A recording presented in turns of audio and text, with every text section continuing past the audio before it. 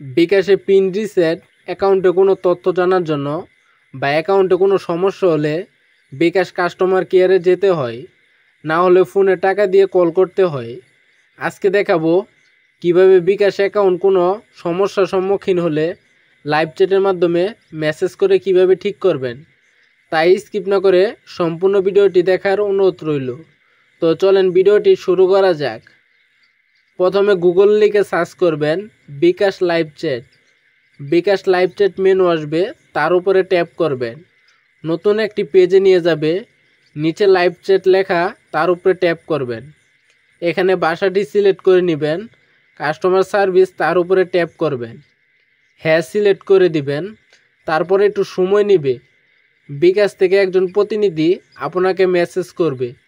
আপনার অ্যাকাউন্টে যে সমস্যার সম্মুখীন হয়েছেন তা মেসেজের মাধ্যমে বলবেন। তথ্য চাইলে সঠিক তথ্য দিবেন, আপনার সমস্যাটি সমাধান করে দিবে। আমার এই ভিডিওটি দেখে আপনার একটুও যদি উপকার হয়ে থাকে তাহলে চ্যানেলটি সাবস্ক্রাইব করবেন আর লাইক কমেন্ট শেয়ার দিয়ে ভিডিও করার উৎসাহ করবেন। ধন্যবাদ।